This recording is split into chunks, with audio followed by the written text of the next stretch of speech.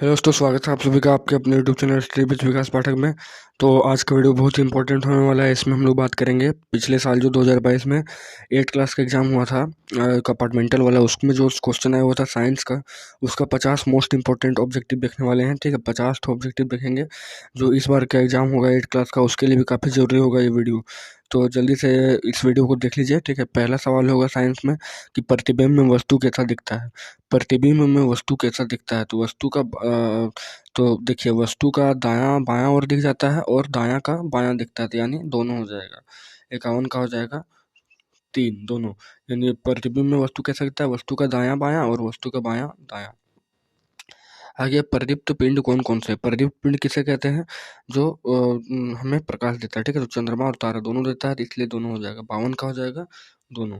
53 number सवाल होगा, शुष्क मौसम में कंघी करने पर बिखर जाता है। शुष्क मौसम में बालों पर कंघी करने पर यह बिखर जाता है, इसके लिए उत्तरदायी कौन सा है, तो इसके लिए है स्थिर वैद्युत बल। इसके लिए कौन है, स्थिर वैद्युत बल। ठीक है, इसके लिए है स्थिर वैद्युत बल।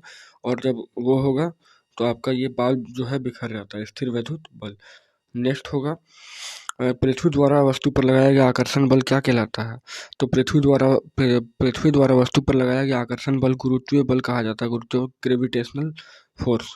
Okay, gravitational force. नेक्स्ट है, कौन सी धातु कमरे के ताप पर द्रव अवस्था में होती है, तो पारा। और अधातु पूछेगा तो ब्रोमीन। कौन सी अधातु कमरे के ताप पर द्रव अवस्था में होती है, तो अधातु। नेक्स्ट है, 1 किलो पास्कल में कितना पास्कल होता है, 1 किलो पास्कल में कितना पास्कल होता है, तो 1 किलो पास्कल में 1000 पास्कल होता है। ठीक है, 1000 पास्कल 56। नेक्स्ट है 57 नंबर, कि बैलों द्वारा गाड़ी को खींचने में कौन सा बल प्रयुक्त होता है, तो बैलों द्वारा गाड़ी खींचने में कौन सा बल प्रयोग होगा, पेशीय बल, यानी मस्कुलर फोर्स, पेशीय बल। नेक्स्ट है, उस राशि का नाम बताया जिसका मात्रक न्यूटन है।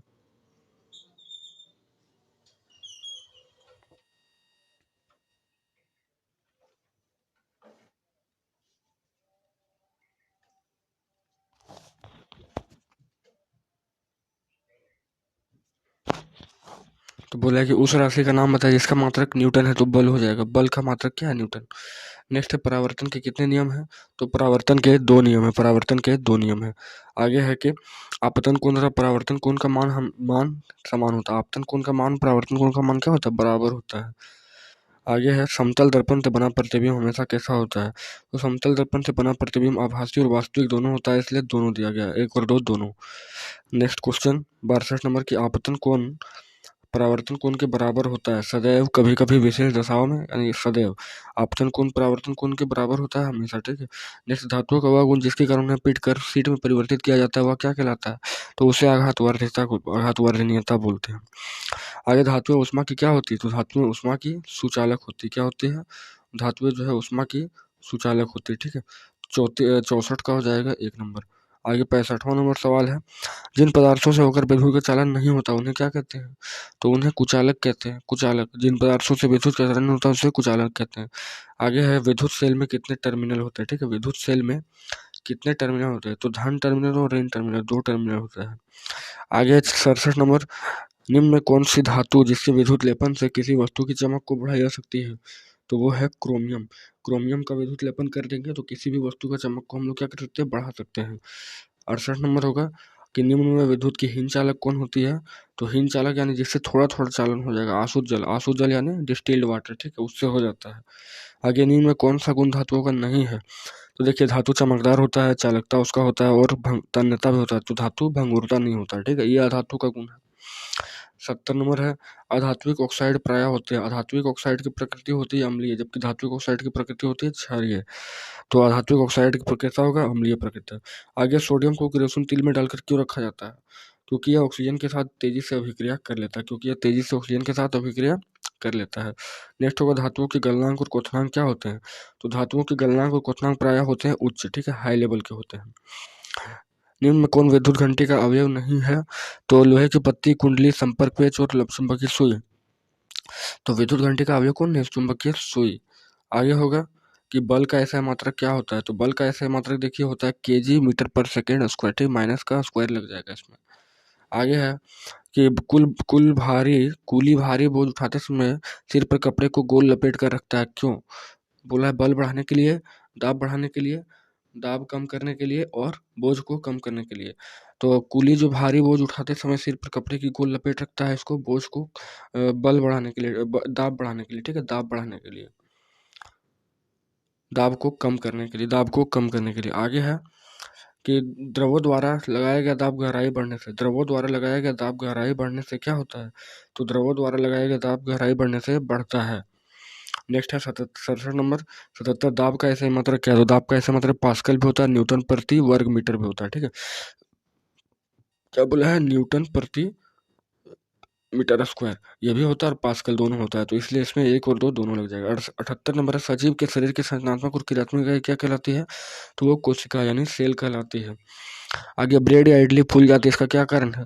तो ब्रेड और इडली फूल जाने का सबसे बड़ा कारण इष्ट कोशिकाओं में क्या होती है? वृद्धि हो जाती है। 79 का 3। 80 नंबर सवाल है, वृषण में अंडाशय द्वारा स्रावित हार्मोन क्या कहलाता है? तो लैंगिक हार्मोन, ठीक है, लैंगिक हार्मोन कहलाता है। आगे आंतरिक निषेचन कहाँ होता है? तो मादा के शरीर में, आंतरिक निषेचन मादा के शरीर में होता है। 82, कोशिका झिल्ली की प्रवृत्ति कैसी होती है? तो कोशिका झिल्ली पारगम्य झिल्ली होती है, पारगम्य झिल्ली। नेक्स्ट है, कोशिका का कौन सा भाग कुछ पदार्थों को कोशिका के भीतर से आने जाने की अनुमति दे देता है? तो वो होता है प्लाज्मा झिल्ली यानी कोशिका झिल्ली, सेल मेम्ब्रेन, ठीक है, प्लाज्मा मेम्ब्रेन या सेल मेम्ब्रेन। आगे है, दूध को दही में परिवर्तित करने वाला सूक्ष्मजीव कौन सा होता है? तो लैक्टो बेसिलस। आगे, शराब उद्योग में किस सूक्ष्मजीव का उपयोग किया जाता है? तो शराब उद्योग में ईस्ट का उपयोग किया जाता है, ईस्ट का।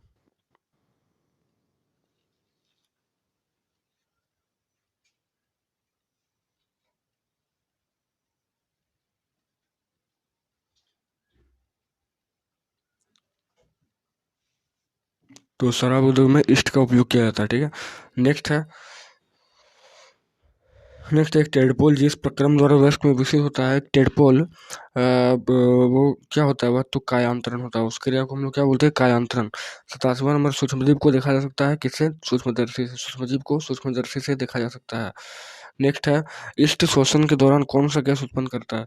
तो इष्ट शोषण के दौरान शोषण ये CO2 उत्पन्न करता है या तो फिर SO2 हो जाएगा। आगे, चेचक के टीके की खोज किसने किया? तो चेचक के टीके का खोज एडवर्ड जेनर ने किया था, एडवर्ड जेनर ने। 90 नंबर होगा कि सबसे पहले कौन सा प्रतिजैविक खोजा गया? सबसे पहले कौन सा प्रतिजैविक खोजा गया? तो वो होता है पेनिसिलिन, पेनिसिलिन सबसे पहले प्रतिजैविक खोजा गया। आगे, मनुष्य में वायरस के द्वारा होने वाला एक सामान्य रोग क्या है? तो मनुष्य में वायरस के द्वारा देखिए कौन सा होता है? तो टाइफाइड होता है। मनुष्य में वायरस के द्वारा, मनुष्य में वायरस के द्वारा क्या होगा? तो टाइफाइड, ठीक है, टाइफाइड हो जाएगा वायरस के द्वारा। आगे, जंतु कोशिका में क्या अनुपस्थित होता है? तो जंतु कोशिका में कोशिका भित्ति नहीं होती, जंतु कोशिका में कोशिका भित्ति नहीं होती है। आगे है, हाइड्रा का अलैंगिक जनन क्या कहलाता है? तो हाइड्रा में मुकुलन होता है, ठीक है, हाइड्रा में क्या होता है? तो हाइड्रा की जो जलन होती है उसको मुकुलन कहा जाता है, ठीक है। नेक्स्ट है, मृदा अपरदन को रोकने में कौन सा सहायक है? तो वनोन्मूलन, मृदा को रोकने के वन डिफोरेस्टेशन जो है वही आपका क्या हो जाएगा? तो मृदा अपरदन को रोकने में सहायक होता है।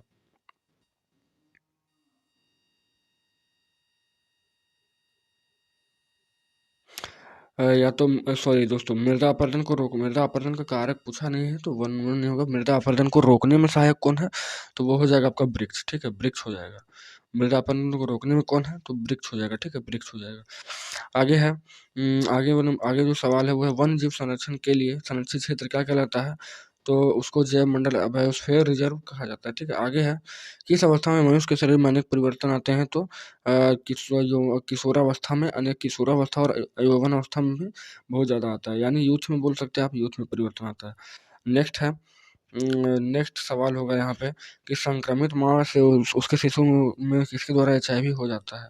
तो उसके दूध के द्वारा हो जाता है, उसके दूध के द्वारा। आगे है, किशोरावस्था में लड़कों के उभरे हुए स्वर यंत्र का क्या नाम है? तो उसे हम लोग कंठमणि बोलते हैं, क्या बोलते हैं? एडम्स एप्पल या तो फिर कंठमणि। 99 नंबर, सॉल्वीय जंतु जो अपने जैसे शिशु को जन्म देते हैं वो क्या कहलाते हैं? तो उसे जरायुज कहा जाता है, क्या बोला जाता है? जरायुज, ठीक है। 100 नंबर सवाल है, पौधे में जनन अंग कहाँ पाए जाते हैं? तो पौधे में जनन अंग पुष्प में पाए जाते हैं, पौधे में जनन अंग कहाँ पाए जाते हैं? पुष्प में, ठीक है, पुष्प में पाए जाते हैं।